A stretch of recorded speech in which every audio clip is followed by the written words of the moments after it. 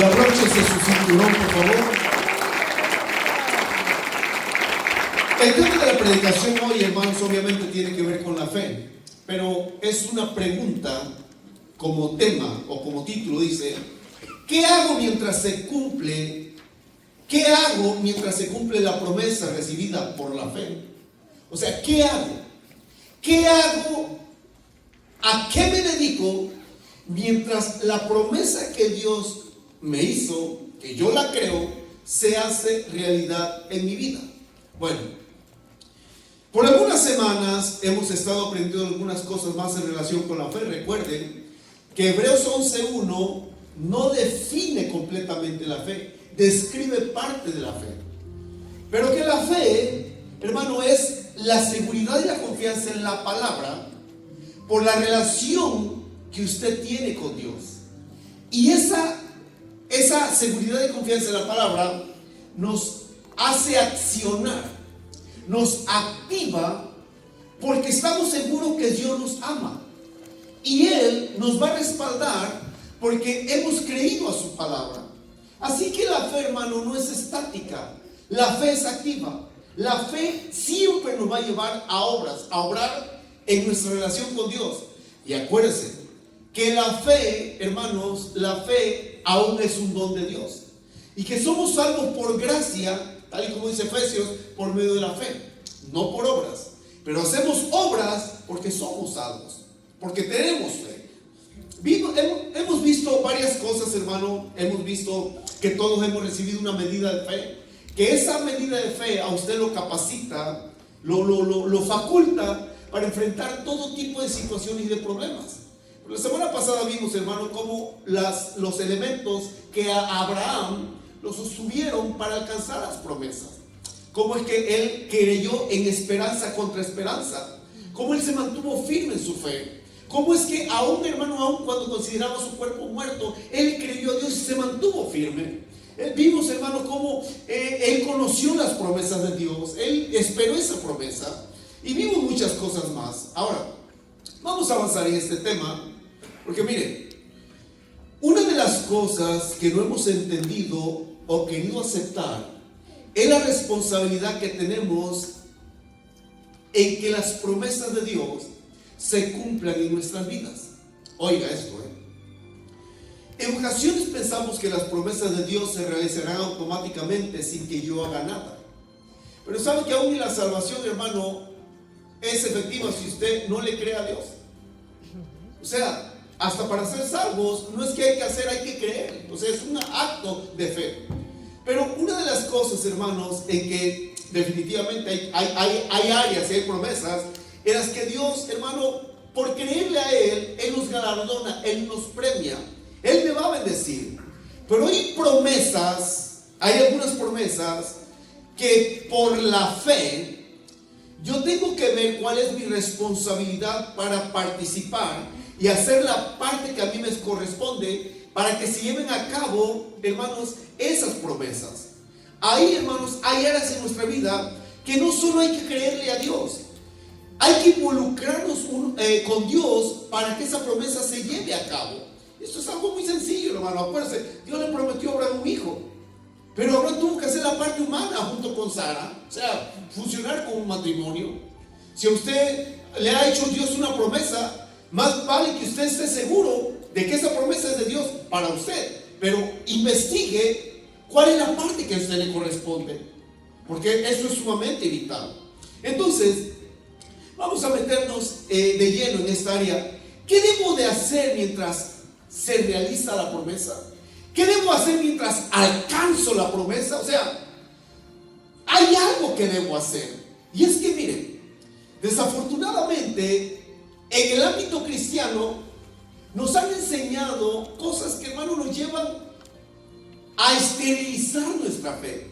Nos llevan a situaciones que parecería, hermano, que Dios es el genio de la lámpara, que vamos a asomar la lámpara y Dios nos va a conceder 3 deseos, o que vamos a echar una moneda en la máquina expendedora y va a salir el milagro hecho ahí. No opera así con Dios, para nada.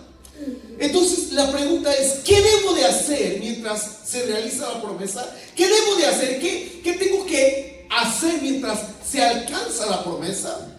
Mire, le pedí a las técnicas que me escribieran el verso 11 y 12, verso 10 y 11 en la versión internacional. Verso 10 dice, en la versión internacional: porque Dios no es injusto como para olvidarse de las obras, diga obras, y del amor que para su gloria ustedes han mostrado sirviendo a los santos como lo siguen haciendo.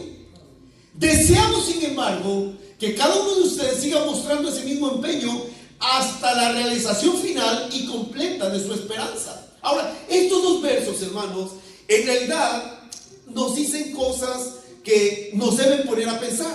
Claramente, si me regresan el verso 10 técnicas, claramente el verso 10 y el 11 nos dice y nos anima que sigamos sirviendo y que le pongamos empeño a nuestro servicio. Señor.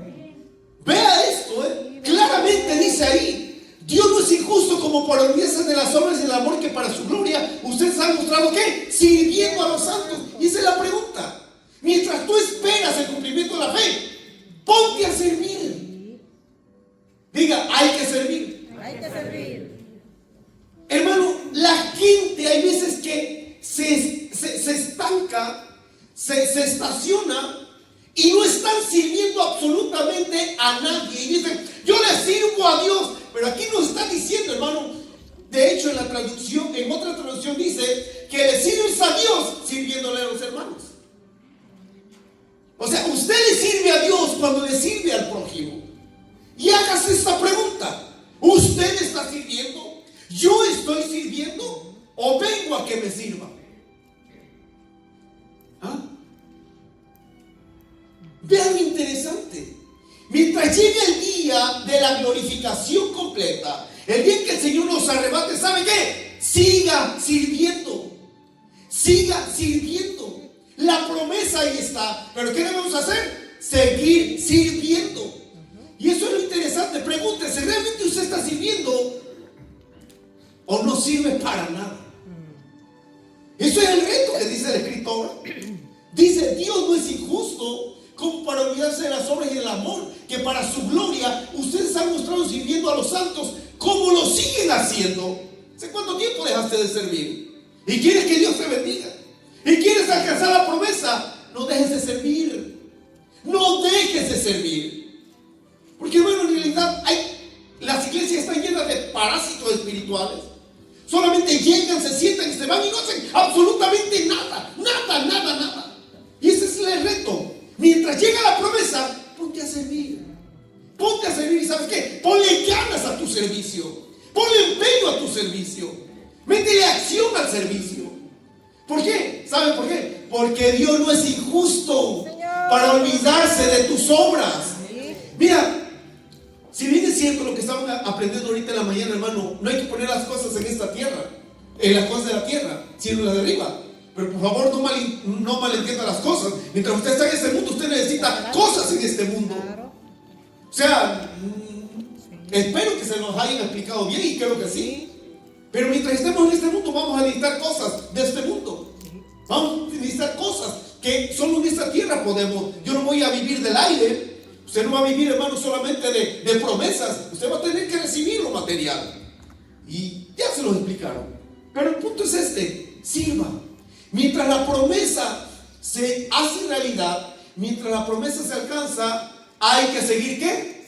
Sirviendo. Diga, hay que servir. Hay que servir. Ahora, lo interesante de esto, hermano, es que eso es lo que nos dice el escritor. Sigamos sirviendo, pongámosle empeño. O sea, hay que ponerle ganas, buena actitud en nuestro servicio a Dios y en nuestro servicio a los hermanos hasta que se realice lo que estoy esperando. Por eso dice el verso 11, dice, deseamos, sin embargo, que ¿qué? ¿Se da cuenta que el servicio es individual?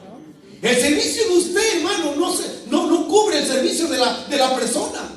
El servicio es individual. Usted tiene que realizar su propio servicio. Y pregúntese una vez más, ¿en qué está sirviendo? Mire, su canto no impresiona a Dios, porque a Dios le cantan millones y millones de ángeles. Su ofrenda, su dinero o su limosna no impresiona a Dios, porque Dios es el dueño de la plata y del oro. Eso no impresiona a Dios. Lo importante es la actitud del servicio. Ahora, no estoy diciendo que no tenga valor eso. Claro que tiene valor. Pero lo más importante, hermano, ¿cuál es la actitud con la que estamos sirviendo? ¿Cuál es el empeño que le estamos dando al verdadero servicio que estamos rindiendo a Dios? ¿Y saben por qué? Porque hay promesas. Hay promesas. Pero mientras alcanzo la promesa, mientras se realiza la promesa, mientras se materializa la promesa, ¿qué me dice la Biblia que tengo que hacer? Seguir sirviendo. Y por eso dice ahí el escritor: deseamos, sin embargo, que cada uno de ustedes siga mostrando ese mismo empeño. Diga, empeño. Métale ganas al servicio. Métale ganas, métale sabor, métale asunto. Póngale sabor a lo que usted hace para Dios. Por eso, mire, la gente, mire, acá venimos, ¿cómo se llama este evento? Servicio. Pero mire, la gente se está durmiendo. La gente está aburrida. Si usted no le pone servicio, hermano, no le pone sabor a la palabra que Dios le está hablando, usted solamente vino a aburrirse y a dormirse. Póngale, hermano, póngale sabor a su servicio. Por eso dice: deseamos, sin embargo, que cada uno de ustedes siga mostrando ese mismo empeño. ¿Hasta cuándo? Hasta la realización final y completa de su esperanza. Hasta que la promesa se realice, siga sirviendo. Siga sirviendo. Ahora, ese es el reto. Eso es lo que nos dice parte de lo que debo hacer mientras se cumple la promesa. Pero el verso 12, hermano, trae algunos elementos en los cuales tenemos que ponerle mucha atención. Si me ponen el verso 12 técnicas, dice: no sean perezosos. Díganle a alguien ahí. No le digan nada. Mejor lea la palabra. Dice: no sean perezosos, más bien imiten a quienes por su fe y paciencia heredan las promesas. Diga, fe y paciencia. Una vez más, diga, fe y paciencia. Entonces da cuenta, hermano, que no es una fe intelectual para alcanzar las promesas, que es un proceso. Diga, fe y paciencia. Ahora, escuche esto, hermanos. Claramente, este verso 12 complementa el cumplimiento de la promesa que Dios nos ha dado, pero este verso nos exhorta a dejar la pereza, a mantener viva la fe, a imitar a aquellos que ya alcanzaron la promesa y a armarse de paciencia para poder heredar las promesas. Por favor, eso que le voy a explicar ahora viene muy desafiante. Lo primero que aquí el escritor, o Dios a través del escritor, porque al final de cuentas es palabra de Dios, lo que Dios nos está diciendo: no sean perezosos. O sea, esto complementa el verso 10 y 11. Tu servicio, tus obras, ponle empeño y no seas ¿qué? Perezoso. Porque si hablamos de la pereza, claramente en Proverbios y en Eclesiastés dice: oh perezoso, por hacer una persona perezosa, así vendrá como hombre armado tu necesidad. Y escuche, ¿cuánta gente tiene necesidades espirituales que saben que solo Dios las puede suplir y no hacen absolutamente nada? De hecho, ¿saben lo que muchos agarran el cliché religioso? Pues si Dios quiere. No, Dios sí quiere. Siempre quiere. Dios quiere bendecirnos. Pero tú estás dispuesto a servir. Estamos dispuestos a dejar la pereza. Hermano, me da una pereza ir a orar. Por eso estamos como estamos. Hermano, me da una pereza leer la Biblia. Por eso estamos como estamos. Porque no seas perezoso en las cosas que verdaderamente valen la pena. Orar, leer la Biblia, congregarse, conocer las promesas de Dios. Y por eso el escritor dice: no sean perezosos. Más bien viene un reto: imiten a quienes por su fe y paciencia heredan las promesas. Mire, ¿sabe lo que el escritor dice? Imiten a aquellos que vencieron. Pero ¿sabe cuál es una de las desgracias más grandes que el cristiano, hermano, esteriliza y de una manera no alcanzan a que las promesas de Dios sean realidad en sus vidas? Que, oiga, esto es lo tremendo, hermano. Miren, desafortunadamente existe una pereza terrible en relación con las promesas de Dios. Muchos estamos sin servir a Dios y ni mucho menos al prójimo. Y en vez de imitar, oiga, en vez de imitar a las personas que verdaderamente les está yendo bien, ¿qué creen? Imitamos a los mediocres, a los cínicos, a los que no tienen un compromiso. Imitamos a qué, o a los religiosos, que por agradar a Dios hacen cantidad de actos religiosos, pero no les está funcionando nada. Por eso claramente dice aquí, hermano, imiten a los que son dignos de imitar. Diga, la imitación no es mala, la imitación es buena. Pero escuche esto, hermano, esto es tan tremendo, porque en el verso 12 menciona dos virtudes sumamente necesarias para poder heredar las promesas. Estas dos virtudes son fe y paciencia. Diga, fe y paciencia. Ahora, obviamente, hermano, hemos explicado mucho sobre la fe, pero ¿sabe que a la fe también, la fe necesita paciencia? Diga, paciencia. Y es que, hermanos, escuche esto.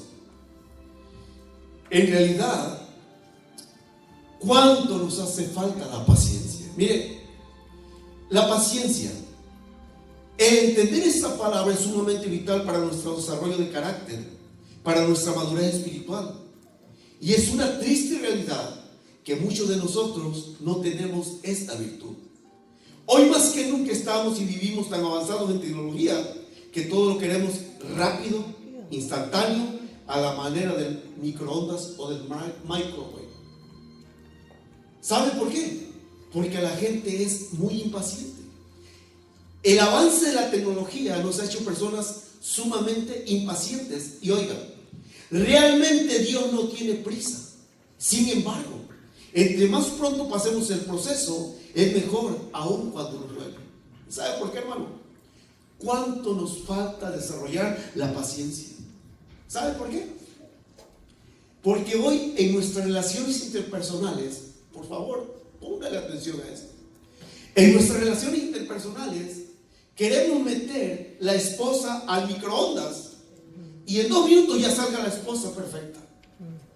Quieren meter al esposo en el microondas y en 5 minutos que salga ya el esposo perfecto. Queremos meter a los hijos en el microondas y en 2 minutos que salgan los hijos perfectos. Y con Dios no funciona así. ¿Sabe qué es lo que nos está diciendo la palabra? Por la fe y la paciencia. Diga, fe y paciencia. Fe y paciencia. Ahora, escuche, somos tan impacientes que aceleramos las cosas. Y por acelerar las cosas, perdemos tantas bendiciones y las promesas, hermano, se desvanecen.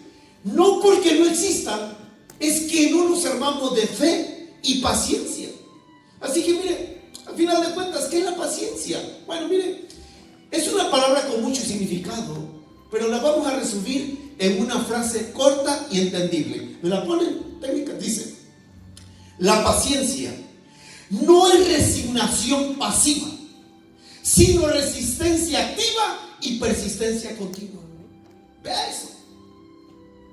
¿Sabe que mucha gente, hermano, escuche, entran en una de las etapas más peores, en una situación que los lleva a quedarse en un hoyo y no alcanzan las promesas? ¿Por qué? Porque ante cualquier adversidad, ante cualquier problema, ante cualquier evento contrario, ¿saben qué dicen? Pues aquí me quedo. ¿Para qué luchar? ¿Para qué pelear? ¿Para qué esforzarse? Entonces dicen, esto nunca va a cambiar. Siempre fue así. Así es y así será. Y yo te digo, eso es mentira. No es así. Si eres una persona que te ha resignado a la miseria, a la mediocridad o al conformismo, amigo, estás muy mal. Estás muy mal porque lo que Dios dice, sigan sirviendo, fortalezcan su fe, pero practiquen la paciencia para que puedan obtener todas las promesas. No te aceleres. Es por eso que hoy en la actualidad, hermano, vemos que tantos métodos y sistemas, pero tan rápidos para transformar externamente a la persona, pero lo que la persona necesita es una transformación interna. Por eso, hermano, ¿cuánta gente se está muriendo por querer cambiar externamente, pero no están dispuestos a cambiar internamente? Ejemplo, ¿cuántas personas, tanto hombres como mujeres, por tener un mejor cuerpo esculpido, van y se hacen la liposucción u operaciones estéticas y quedan en el quirófano? ¿Por qué? Porque quieren caminos cortos. Tómese una pastillita y va a perder 20 libras. ¿Sabe qué? Váyase al gimnasio, no comamos tanto y la cosa va a cambiar. Pero, pastor, ¿cómo va a dejar de comer esos tacos tan ricos? Ahí está el problema.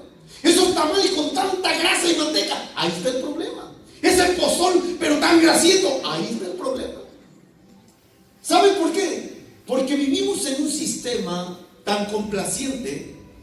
Un sistema, miren lo que le voy a decir, un sistema, que el sistema americano de este país, si nosotros no controlamos esto, nos va a absorber y nos va a matar. ¿Por qué? Porque existe una frase que dice, quiero eso y lo quiero ahora. Dios dice, ¿lo quieres? Ok, te lo voy a dar, pero practica la paciencia. ¿Y sabe? Ahí está el asunto. Diga paciencia. Por eso la paciencia no es resignación pasiva. Mire, hay tanta gente pasiva. La palabra pasiva, ser una persona pasiva, la frase, la palabra, el significado de la palabra pasiva significa que una persona está en una situación, condición que no le gusta, pero no hace nada por salir de ahí. Amigo, iglesia, ¿qué situaciones, qué condición hay en tu vida que ya te resignaste? ¿Sabes lo que dice? Es que esto no va a cambiar nunca. Mira, provoca cambios. Toma decisiones que traigan cambios a que no te quedes ahí, a que te lleve a otro nivel. ¿Y sabes por qué? Porque al final de cuentas, para obtener las promesas hay que tener fe y una paciencia, pero no una resignación pasiva. Tienes que provocar cambios. Y ahí está el problema de la gente. No quiere tomar acciones para que vengan cambios. Prefieren quedarse como están. Ahora, dice ahí, es una resistencia activa. No, me resisto a esta situación.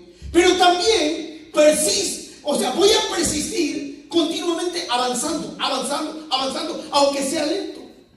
Y es que escuche, mire, hermano, al final de cuentas han sido muchas las promesas de Dios que, oiga, como hijos de Dios hemos abortado, perdido, descuidado, y esas bendiciones son totalmente irreemplazables.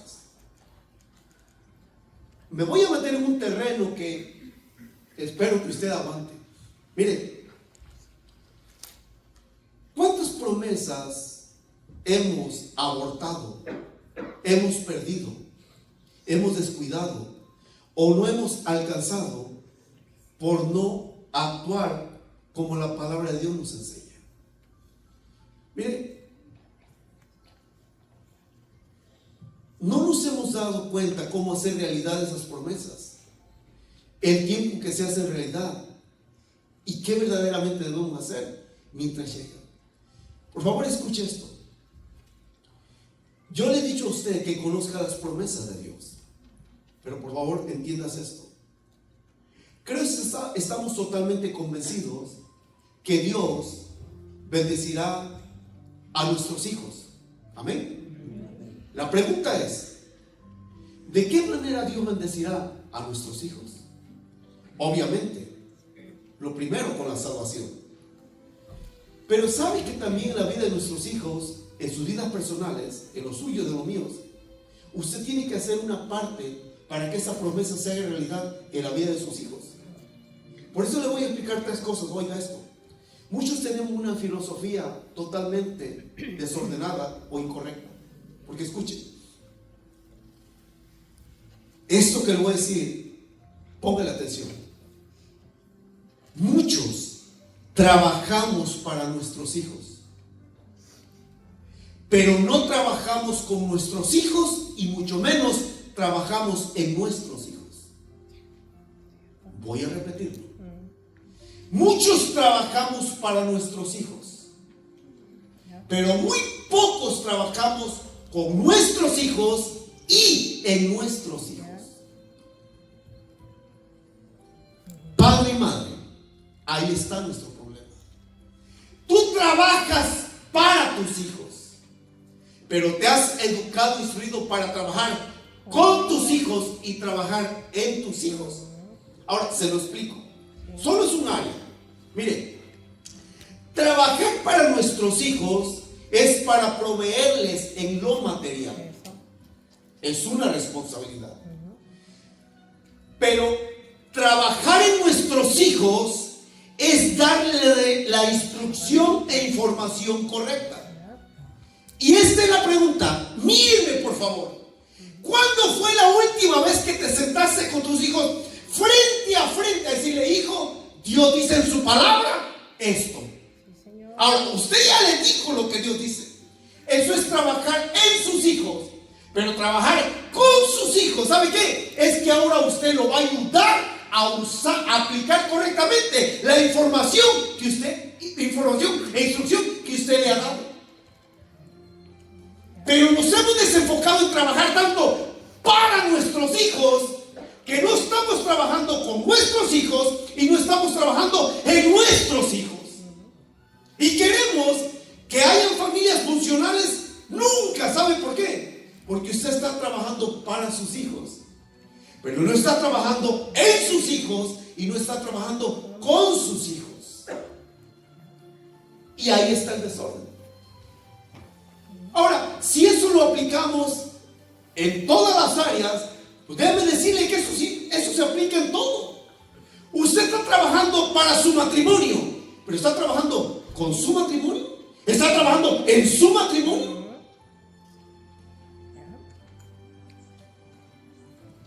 Mire, por favor, entiéndase. Dios es tan serio y Dios es tan fiel en sus promesas que mis lágrimas y mis emociones no le van a torcer el brazo a Dios para que esas promesas se hagan realidad. ¿Saben qué hay que hacer? Trabajar. Y ese es el problema. Mire, honestamente, y se lo digo de verdad, porque para mí esto revolucionó mi vida. Esto cambió mi vida. Pero si usted no me pone atención a esto, más vale que se agarre las consecuencias. Por eso hay mucho padre y mucha madre que se lamentan. ¿Por qué mi relación así con mis hijos? ¿Por qué mis hijos me tratan así? ¿Cuánto trabajaste con ellos y cuánto trabajaste en ellos? Oiga, le dije que iba a pisar un terreno muy delicado. ¿Cómo vas a cosechar lo correcto si no siembras lo correcto? ¿Cuánta irresponsabilidad hay en padres que se vienen a este país y se olvidan de los hijos en sus propios países? Y allá quieren que la abuela, la tía, el tío, otros le críen a los hijos. Eso no es así. Hazte cargo de ellos. Porque la Biblia dice: instruye al niño. No dice: deja que la abuela, el tío, la tía instruya. Eres tú. Somos nosotros. Pero queremos que nuestros hijos lleguen a ser los máximos. Amigo, iglesia, eso es imposible. Porque estamos trabajando para nuestros hijos. Es más, ¿cuántos nos venimos a este país? Para mandarle a mis hijos. ¿Sabes? Lo mejor sería: tráete a tus hijos. Está con ellos. El pastor, porque ahorita va a ser menos posible. Pues tú vete con ellos. Sí, te lo estoy diciendo muy en serio. No los dejes solos. Ellos te necesitan. Y es que escuche esto. Escuche, ya le expliqué qué es trabajar para nuestros hijos. Ya le expliqué qué es trabajar en nuestros hijos. Y ya le expliqué qué es trabajar con nuestros hijos. Pero escuche, Desde el momento en que nace el hijo, empieza un proceso en todas las áreas. Pero nos desenfocamos de lo que realmente vale la pena, que es el carácter de ellos. Y el problema está en que nosotros mismos no tenemos carácter. ¿Sabe que ese es el problema de muchos de nosotros? Y es un trauma que traemos. Porque muchos de nosotros decimos, es que mi papá y mi mamá nunca se sentó conmigo. Ok, pero toma una acción a que no se repita la misma maldición. Si eso no lo hicieron contigo como hijo, no lo hagas tú como padre o como madre. Actúa de manera diferente. Rescata lo rescatable, restaura lo restaurable, pero no te quedes con una resignación pasiva. Porque si quieres que las bendiciones lleguen a tu vida, a tus hijos, a tu matrimonio, a tu familia, entonces haz lo correcto. Trabaja para ellos, trabaja con ellos y trabaja en ellos. Por eso el verso 12 me lo regresan, por favor, técnicas. No sean perezosos. No sea perezoso en estudiar la Biblia. No sea perezoso en orar. Edúquese, instrúyase, para que usted pueda instruir a los demás. Imite a aquellos que tienen una relación funcional y no disfuncional. Imítelos. Mire, hágase responsable cuando menos mientras los hijos llegan a la adultez. Una vez que ellos cumplan 18 años, usted ya no es responsable de ellos. Usted ya cumplió. Y ya ellos darán cuentas. Pero escuche, aquí está el problema de nosotros. Y le estoy hablando solamente en un área. Pero ¿sabe que cuántos de nosotros como padres, hermanos, nosotros como padres queremos que nuestros hijos sean perfectos en todo, que nunca se equivoquen? Pero es imposible porque son humanos. Y mire, ahí es donde debemos de hermanos de paciencia y seguir trabajando con ellos, para ellos y en ellos. Y oiga bien, iglesia, amigos, ¿sabe que Dios mismo aplicó ese proceso en la vida de todos y cada uno de los antiguos? Por ejemplo, oiga esto, hablemos del mismo Abraham. Abraham tenía 75 años cuando Dios lo llamó y le dijo las promesas. Pero escuchen, cuando llegó a los 100 fue cuando Dios cumplió lo que le había prometido. Pero ¿qué pasó durante esos 25 años en la vida de Abraham? ¿Qué aconteció? Bueno, Abraham mintió. 2 veces mintió en relación con Sara. Abraham tuvo otro hijo llamado Ismael. Después, cuando Dios le dio a su hijo, puso a Dios en segundo lugar, hasta que Dios mismo intervino nuevamente y entonces llegó a ser lo que Dios le había dicho: el padre de multitudes, el padre de la fe. 25 años. ¿Sabe qué necesitó Abraham? Paciencia. Hablemos de otro caso, el ejemplo de David. Dios le hizo la promesa a David que sería el rey de Israel, que de su descendencia nacería el Mesías. Pero escuche, hermano, David tenía más o menos 17 años cuando fue ungido por Samuel. ¿Cuándo llegó al trono general? 13 años después. Ahora, oiga esto. Dios, hermano, procesó a David por 13 años hasta que llegó a ser rey de todas las tribus de Israel. Pero ¿qué pasó primeramente en esos 13 años? Bueno, escuche, David fue perseguido por muchos enemigos que realmente querían matarlo. David sufrió mucho. Pero, escuche, cuando David llega al trono, cuando David llega a ser rey de todas las tribus de Israel, ¿qué pasa con David? ¿Qué hizo David? Escuche, está en la Biblia. David falló moralmente. David falló militarmente. David falló como padre, como esposo. Mire, ¿sabe que por eso David nunca da una enseñanza en cómo ser padre? ¿Sabe que David nunca da una enseñanza cómo ser esposo? Porque él fue un pésimo padre, él fue un pésimo esposo. ¿Cuántas mujeres no tenía? Pero ¿sabe qué? Dios lo había escogido y Dios estaba trabajando con David. Le digo algo, Dios mismo es paciente para con cada uno de nosotros. Y lo interesante, hermano, mire, esto es tremendo. Dios fue muy paciente y siguió trabajando con David, hasta que finalmente David murió. ¿Y sabe cómo es reconocido David el día de su muerte? El dulce cantor de Israel y el hombre conforme al corazón de Dios. Ahora, dejo claro algo. No es que estemos promoviendo el pecado del libertinaje. Lo que estamos diciendo es que Dios mismo es paciente con cada uno de sus hijos y sigue trabajando con cada uno de nosotros. Por eso la frase, hermano, una manera de decirlo es: Dios está tratando conmigo, me está procesando, me está formando. ¿Sabe cómo se llama eso? Paciencia. A ver, se lo voy a poner tal y como se lo dije. Dios está trabajando para usted. Usted lo canta. Dios va al frente abriendo caminos. Dios trabaja para usted. Dios trabaja en usted dándole instrucción en la palabra. Y Dios trabaja con usted a través de la alianza del Espíritu Santo. ¿Sabe por qué? Porque Dios nos está formando. ¿Entiendes? Dios no busca hijos perfectos. Dios busca hijos maduros, responsables. Y esto es lo que menos queremos. Miren, si usted y yo pudiéramos meter a nuestros hijos, vamos a meterlo en microondas, ¡pum! 5 minutos, ya, que salga perfecto, usted se va a desilusionar. Quiero decirle algo de verdad, algo muy tremendo. No deje de educarse, no deje de instruirse, no deje de capacitarse. ¿Y sabe por qué? Porque mejor le va a ir en la vida. Ahora, ¿eso significa que usted no se va a equivocar? Se va a equivocar, mucho. Pero no está en lo bueno que usted y yo somos, está en lo bueno y lo fiel que es Dios. Por eso, hermano, oiga esto. Ahora, eso es una parte, pero viene otra. ¿Saben? Oiga esto. ¿Saben cuántas bendiciones relacionales hemos abortado, perdido, descuidado?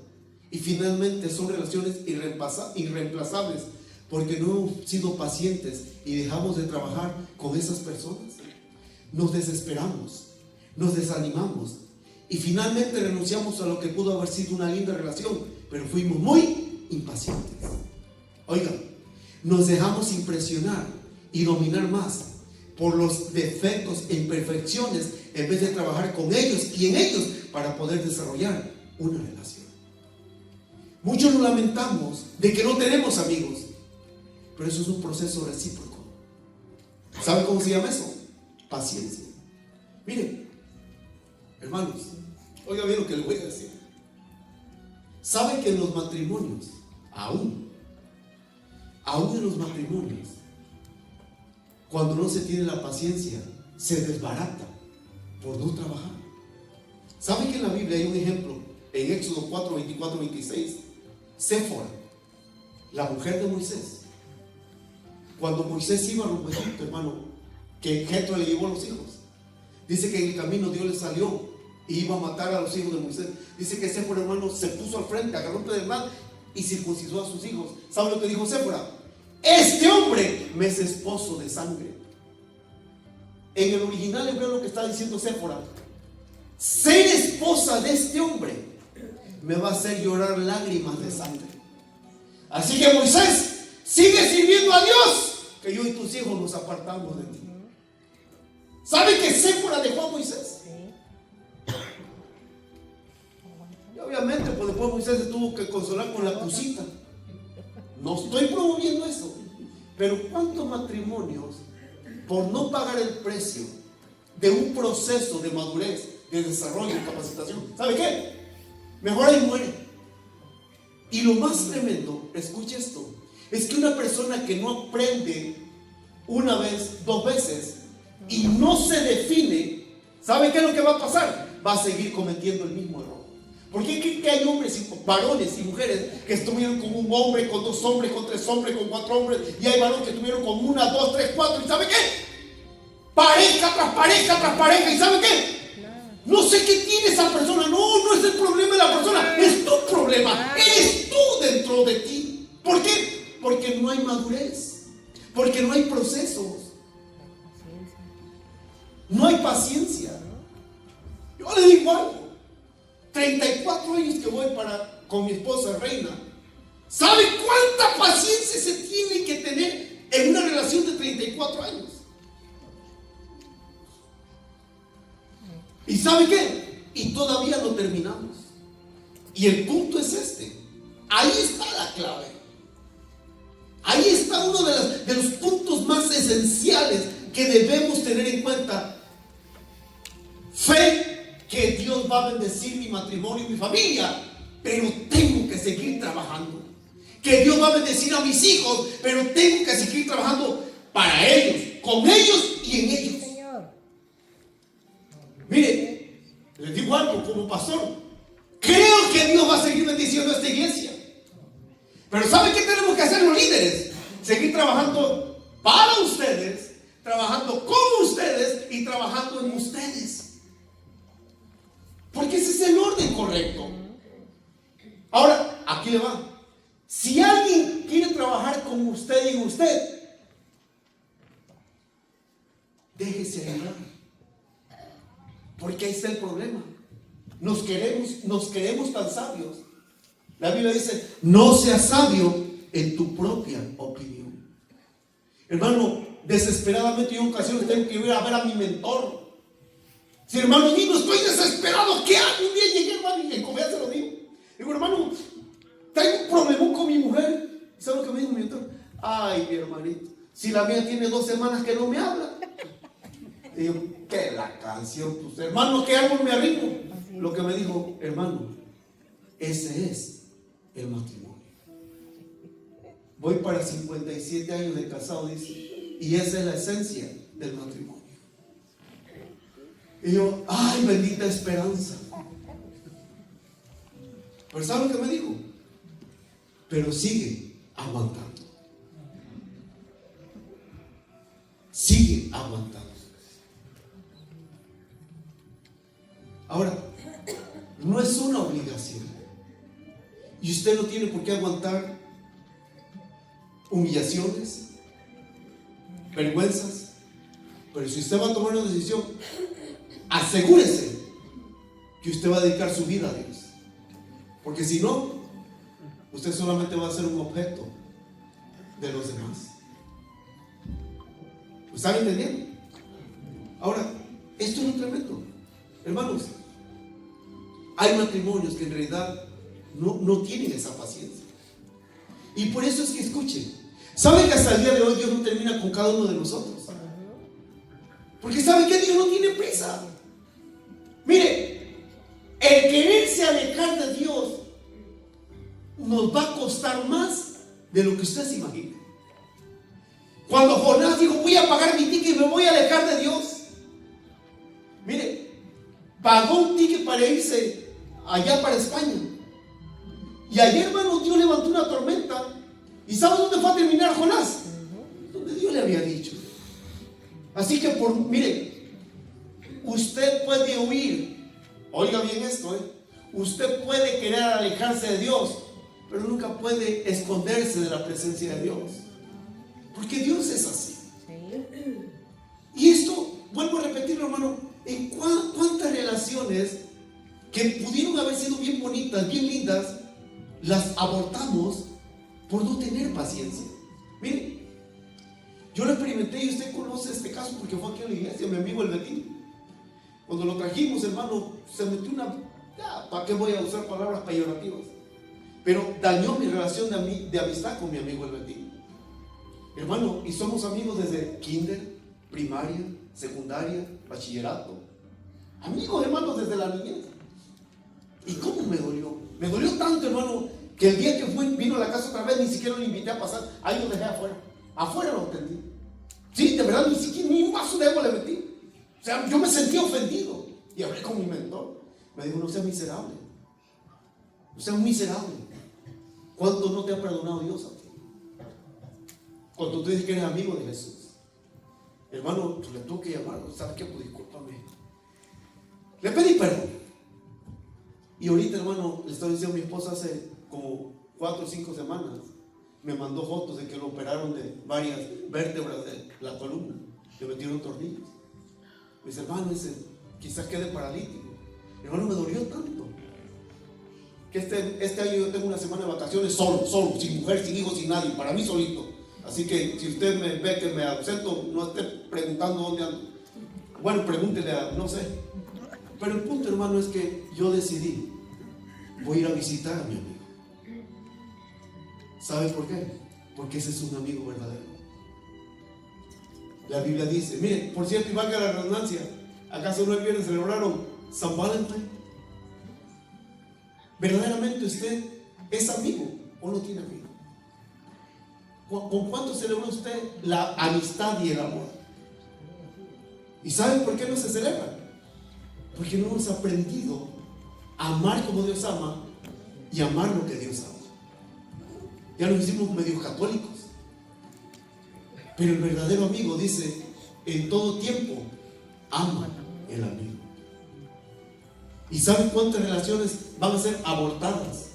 Van a ser totalmente, o sea, van a desaparecer porque nos desesperamos muy pronto. Qué bueno, hermano, que los mentores de los grandes hombres de anteriormente nunca se rindieron. ¿Qué hubiera sido de Pablo si no hubiera tenido un Bernabé? No hubiera tenido un Onesíforo. ¿Qué hubiera sido de David si no hubiera tenido a Samuel, a Nathan, al otro profeta? ¿Qué hubiera sido de Eliseo si no hubiera tenido a Elías? ¿Qué hubiera sido? Nosotros necesitamos amigos verdaderos. Pero ¿saben qué es lo interesante? Que cuando Dios dice, hermano, en Hebreos capítulo, en el verso 12, 6 dice, no sean perezosos, más bien imiten a quien por su fe y paciencia heredan las promesas. Diga, fe y paciencia. Pero ¿sabe que Dios nunca va a decir algo sin que primero Él lo aplique? Vean lo que dice segunda de Pedro, la de Pedro técnicas. Miren, segunda de Pedro 3:9. El Señor no retarda su promesa, según los niños tienen por costumbre, sino que es ¿qué? Paciente. ¿Para quién? Para con nosotros. ¿Quiénes somos nosotros? Sus hijos. ¿Sabe lo que dice Dios? Todavía no acabo contigo. Todavía te tengo en proceso. Todavía necesito trabajar contigo. Todavía te voy a perfeccionar. Todavía voy a tener que meterte al horno de fuego. Ahora, claramente dice ahí que Dios es paciente para con nosotros, no queriendo que ninguno perezca, sino que todos procedan ¿qué? Al arrepentimiento. Dios no quiere que nadie perezca. Dios no quiere que nadie se pierda. Es más, Dios no quiere tu miseria, Dios no quiere tu desgracia, Dios quiere tu bendición. Pero te vas a someter al proceso.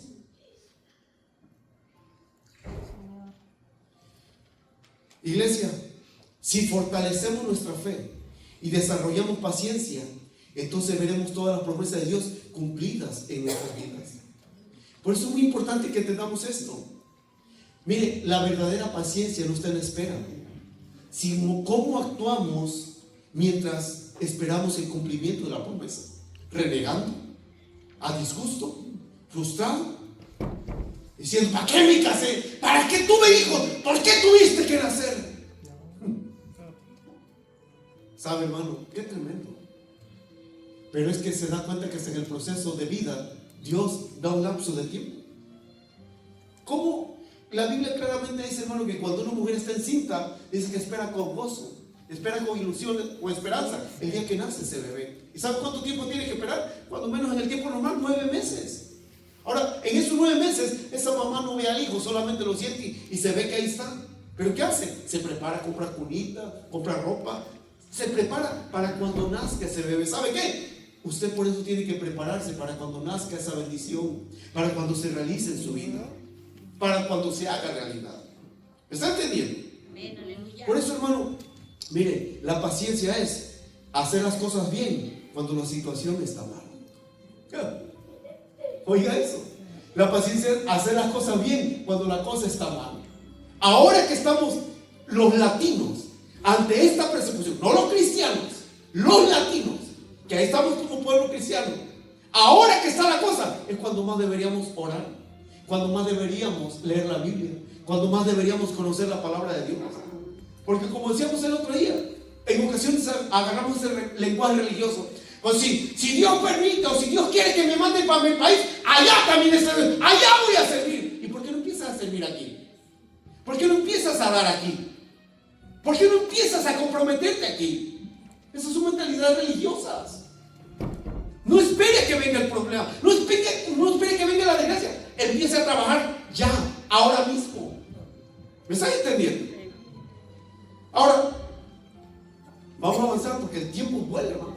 Pero miren, ¿qué necesitamos para que las promesas sean realidad? Diga fe y paciencia. Ahí está. ¿Me regresan versos 12 técnicas? Dice, no sean perezosos, más bien imiten a quienes por su fe y paciencia heredan las promesas. ¿Sabe qué? Cuando usted vea que a alguien se le haga realidad la promesa, acérquese y dígale, hermano, ¿cómo lo hiciste? ¿Cómo lo hiciste? En vez de estar patinando y comiendo arena ahí en el desierto, acérquese y dígale, oye hermano, ¿cómo lo hiciste? Si es una persona saludable, hermano, ¿cómo lo hiciste? Si es una persona, hermano, sana, ¿cómo lo hiciste? Porque para lo malo no tenemos que preguntar, ya está en el paquete, ya está en el ADN. Pregunten, ¿cómo lo hiciste? Y cuando le digan la información, va a decir, así que no. Ahí está el problema. ¿Se acuerdan? ¿Qué le dijo el programa de cómics ese? ¿Y cómo lograste pasar el examen? Estudiando. Así que no. Estudie. Dependa de Dios. Yo quiero decirle algo, hermano. Dios no tiene hijos preferidos. Dios no tiene hijos consentidos. Dios quiere bendecir a todos. ¿Y saben por qué le aseguro esto? Porque Dios lo dice en su palabra. Señor. Dios lo dice en su palabra. Miren, hermano, escuche esto. En realidad, observemos algo que Dios hizo con Abraham en los versos 13 y 14 de su Biblia. Ahí. Hebreos 6, 13 y 14. ¿Estamos ahí? Vean lo que dice. Dice, porque cuando Dios hizo la promesa a Abraham, no pudiendo jurar por otro mayor, juró por sí mismo, diciendo, de cierto te bendeciré con abundancia y te multiplicaré ¿qué? Ahora, oiga bien esto. Hermano, Abraham no le pidió a Dios esta bendición. Esta es una bendición unilateral, de un solo lado. Dios dijo, Abraham, te quiero bendecir. Abraham, te quiero bendecir. Y Abraham, estoy tan dispuesto a bendecirte que, ¿sabes qué? Te lo prometo. Por eso dice ahí, hermano, el verso 14. Perdón, el verso 14. Perdón, el 13. Porque cuando Dios hizo la promesa a Abraham, diga promesa. Promesa. Una vez diga promesa. Promesa. Bueno, ¿qué es promesa? Mire, la promesa, oiga esto, la promesa es un compromiso voluntario y personal en el que se asegura que se cumplirá una acción o se mantendrá una palabra. O sea, Dios dijo, ¿sabes qué, Abraham? De manera voluntaria, de manera personal, te aseguro que te voy a bendecir. Abraham, no me pediste que te bendijera. Yo decido voluntariamente bendecirte. Pero ten paciencia. Ten paciencia. Pero mire, hermano, Dios es tan serio en sus compromisos.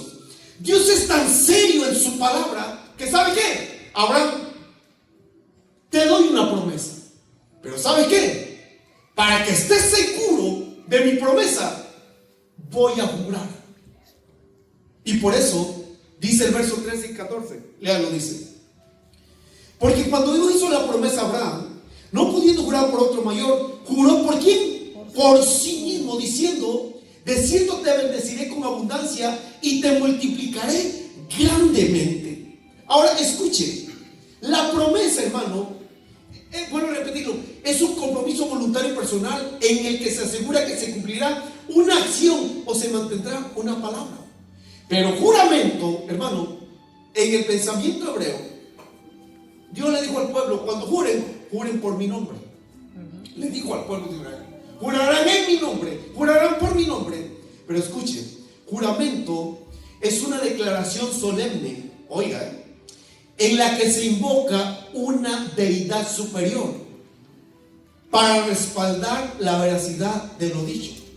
El juramento implica, oiga bien, hermano, implica a un Dios o a una entidad espiritual superior y se considera un acto sagrado y vinculante.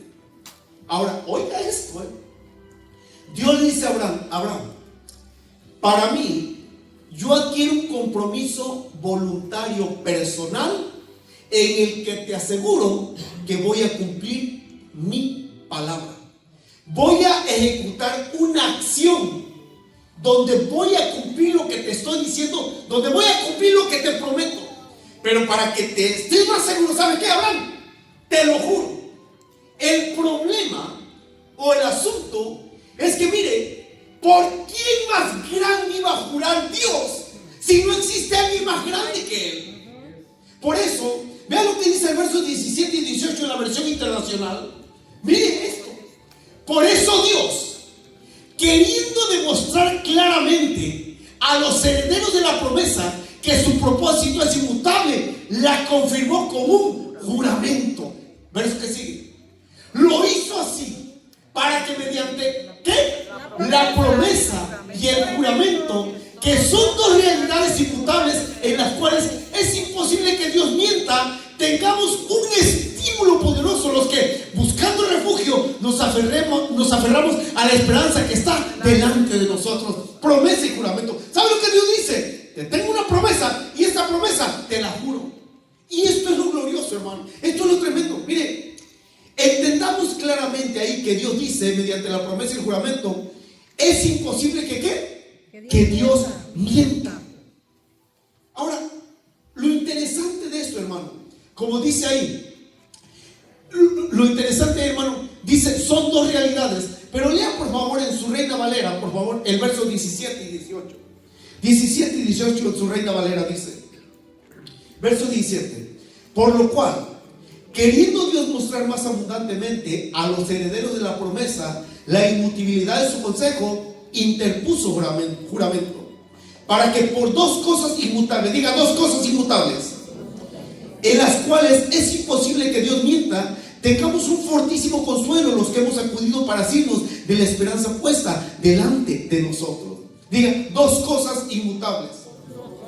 Ahora, la pregunta es, ¿cuáles son esas dos cosas inmutables? Bueno, la primera cosa, hermano, es la palabra de Dios, lo que ha dicho. La primera cosa es lo que Dios ha dicho. ¿Y sabe qué? Para nosotros, lo que está escrito en la palabra. Lo que está escrito en la palabra es palabra de Dios.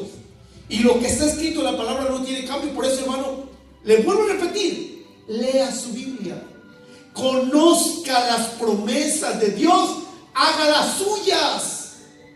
Porque 2 Corintios 1:20 claramente dice que todas las promesas de Dios en Cristo son ¿qué? Amén. A lo cual le respondemos a través de Cristo, así sea, para la gloria de Dios. Todas las promesas, todas. Pero entonces viene la segunda cosa. La primera cosa es la palabra de Dios, lo que Dios ha dicho. Si Dios ha dicho que te va a bendecir, Él lo va a hacer. Pero ¿tienes la paciencia? Si Dios ha dicho que Él te va a bendecir, Él lo va a hacer. Pero ¿tienes la paciencia?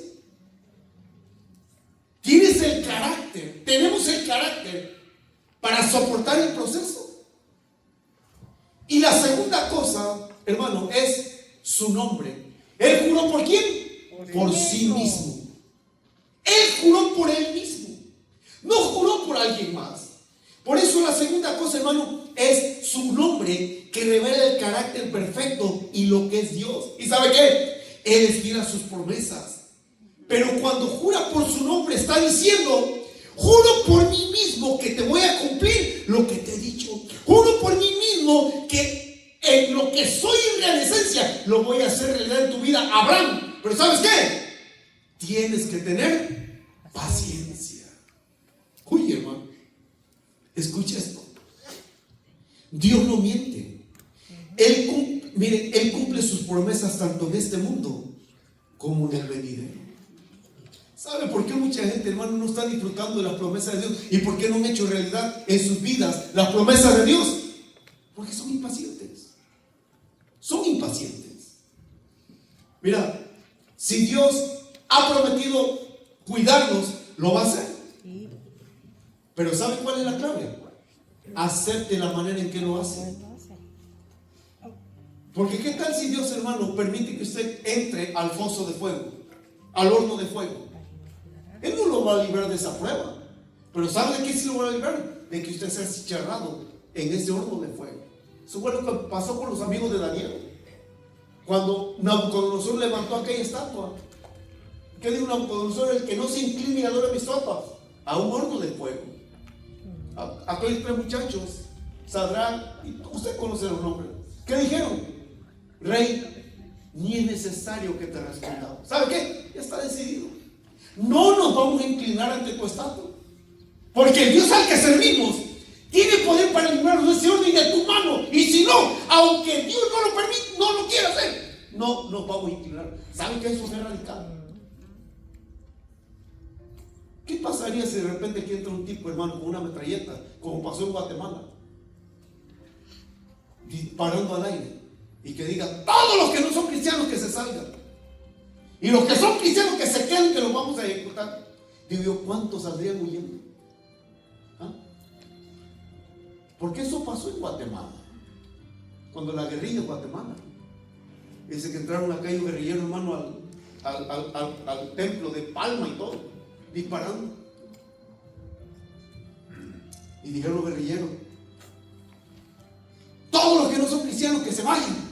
Hermano, solo se casó el pastor y su familia, solo el pastor, y lo arrodillaron y le pusieron la metralleta a uno. ¿Usted es cristiano? Yo soy cristiano. Y su familia también. ¡Los vamos a matar!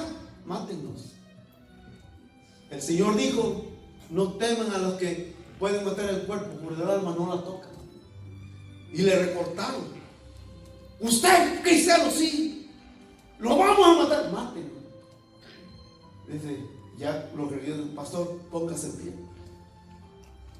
predíquenos, porque queríamos comprobar quiénes son los cristianos falsos. Y nos damos cuenta que los únicos que están dispuestos a morir por Cristo es usted y su familia. Predíquenos, por favor. ¿Qué pasaría si algo pasara aquí? ¿Qué pasaría? Miren, Dios nos libre de eso. Y por eso es que quiero platicar con los hermanos, porque lo que es en Europa hay una persecución terrible contra los cristianos, y aquí estamos muy cómodos, muy contentos, estamos en un confort. Y yo les digo, Dios nos quiere bendecir, pero sometámonos al proceso, porque si Dios dijo que mi simiente será bendecida, así le ardan los cuernos al diablo, mis hijos van a ser bendecidos. Si tu hermana, Dios ha dicho que va a bendecir el fruto de tu vientre, Dios va a bendecir el fruto de tu vientre. Si Dios ha dicho que va a bendecir tu matrimonio, Dios va a bendecir tu matrimonio. Si Dios ha dicho que va a bendecir tu familia, Dios va a bendecir tu familia. Si Dios ha dicho que te va a bendecir en un área, Dios lo va a hacer. Pero ¿sabes cuál es el proceso? Fe y paciencia. Diga: fe y paciencia. Porque es imposible que Dios mienta. ¿Sabe, hermano? Que esa enseñanza que le estoy dando a ustedes, padres que tienen hijos pequeños, yo lo hubiera aprendido hace 20 años. Otra cosa fuera. En muchas bendiciones que por terco, necio y macho yo perdí con mis hijos. No cometa el mismo error que nosotros cometimos. No lo cometa. Imite la fe de aquellos que ya alcanzaron las promesas. No haga caso a palabras necias, tercas, a palabras simples, a palabras de gente, hermano, totalmente envidiosa, hueca, vacía, sin expectativas, sin perspectiva, que han perdido la esperanza. En Dios nunca se pierde, con Dios siempre se gana. Amén. Ahora, ¿cuáles promesas usted conoce que diga: estas son las promesas que Dios me ha dado? Por eso conozca las promesas, porque Dios prometió y juró bendición, y Él cumplirá por amor a su nombre. Ahora, nos falta mucho proceso, pero ¿qué va a hacer? ¿Qué va a hacer de aquí en adelante hasta que se realice la promesa en su vida? Siga sirviendo, Siga haciendo obras en el nombre del Señor que glorifican a Dios. ¿Y sabe qué? Ármese de fe y de paciencia. Y si usted quiere servir, solamente arrímese conmigo, que aquí hay muchísimo trabajo que hacer. Pero si no quiere servir, usted no servirá ni por las buenas ni por las malas. ¿Sabe por qué? Porque no está dispuesto a servir, porque usted quiere que le sirvan. Pero Cristo lo dijo de esta manera: el Hijo del Hombre no vino para ser servido, sino para servir y para dar su vida en rescate por muchos. Ese es el mayor ejemplo. Así que, iglesia, trabaje para los suyos, trabaje con los suyos y trabaje en los suyos. No aborte, no permita que mueran en sus vidas relaciones que verdaderamente valen la pena. ¿Sabe por qué? Porque solo tenemos una vida y la vida es tan corta y el tiempo se va tan demasiado a prisa que, ¿sabe? Honestamente creo que cada vez yo me vuelvo más loco. Cada vez llegan cosas a mi mente, hermano. O sea, digo yo: Señor, vendrán de ti. Pues tengo que ir a ver a mi mentor para asegurarme. Obviamente usted dirá: pastor, ¿y por qué no ora? Claro que estoy orando. Mire, por ética voy a omitir el nombre. Ese ratito estaba sentado ahí. Bueno, acá hay una instalación. Se me acerca una personita, hermano, y con los ojos rojos me dice: pastor, tuve un sueño. ¿Qué soñaste? Soñé que Cristo venía montando un caballo blanco con su corona, y yo vi cómo el Señor levantaba a su pueblo y muchos se quedaban. Le digo: ¿sabes? Eso no es sueño, eso es revelación. ¿Qué debo hacer? Entrégale tu vida a Cristo. Mire, ¿sabe cuál es la bendita promesa de Dios? Que Dios no viene por gente perfecta. Sí, Señor, gracias. Viene por gente que dice: Señor, sigue trabajando en mí. Tú eres el alfarero, yo soy el barro. Porque la Biblia dice: estando persuadidos de esto, el que comenzó en nosotros la buena obra, la perfeccionará hasta el día de Jesucristo.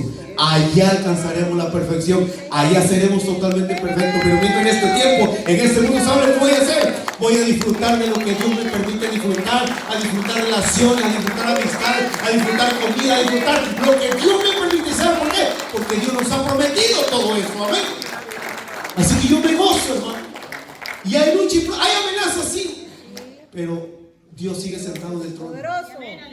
Dios sigue en el trono. Él sigue en el trono. Él sigue en el trono.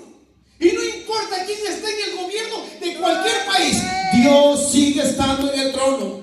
Él sigue reinando, Él sigue gobernando con poder y autoridad. Y si Dios le ha dicho: te voy a bendecir, ¿sabe lo que debe hacer? Amén, la agarro. Señor, yo la agarro. Él me hace bendecir, no la suelto. Cuando alguien me dijo que Dios me iba a bendecir, hermano, jamás me imaginé cómo Dios me iba a bendecir. Pero lo creí. Lo creí. ¿Y sabe qué? Disfruto de esa bendición. Y créalo, hermano, tenga carácter, tenga fuerza, tenga esa determinación, que no importa quién lo critique, lo señale, lo apuñale, lo traicione, lo abandone, Dios lo va a bendecir, porque Él es fiel a su promesa. No importa quién se vaya, no importa quién venga, lo que importa es que Dios está con nosotros. Métale esa palabra a sus hijos, métale esa palabra a los suyos, métale esa palabra a su familia, porque Dios nos quiere bendecir. Y no importa lo que el mundo diga, eso es lo importante, lo que Dios dice. Amén. Yo creo esa promesa. ¿Y sabe qué es lo lindo? Solamente la creo. Ya la estoy viendo, ya la estoy disfrutando. No se deje impresionar. Créale a Dios. No le crea al diablo. No le crean los emisarios del diablo. Créale a Dios. Porque hasta el día de hoy Dios ha cumplido sus promesas, ha cumplido su palabra. Y podemos decir como Samuel: Ebenezer, hasta aquí nos ayudó el Señor. ¿Cuántos lo entendimos? Así que, ¿qué va a hacer mientras se realiza la promesa? Servir. Siga sirviendo, Ir adelante. siga ejercitando su fe y siga armándose de paciencia. Y recuerden, por eso le ponemos las definiciones del PowerPoint, porque la paciencia no es resignación pasiva. Es resistencia activa, persistencia, así todo para adelante. Amén. Ahora, amigos, la promesa que Dios nos da es vida eterna y perdón en Jesucristo. Y Dios es fiel a sus promesas. Vamos a poner sobre nuestros pies, por favor. Gracias, Señor bendito. Y quisiera de verdad que usted meditara solo un poquito. Si usted tiene a Cristo en su corazón. Si usted no tiene a Cristo en su corazón, querido oyente, amable oyente, tú no eres salvo. Necesitas al Señor Jesucristo en tu vida. Y no sé si hoy, en medio nuestro, hay alguna persona que diga: pastor, yo necesito a Cristo en mi corazón. Señor. Yo necesito a Jesús. Oh, bendito. Necesito el perdón de Dios.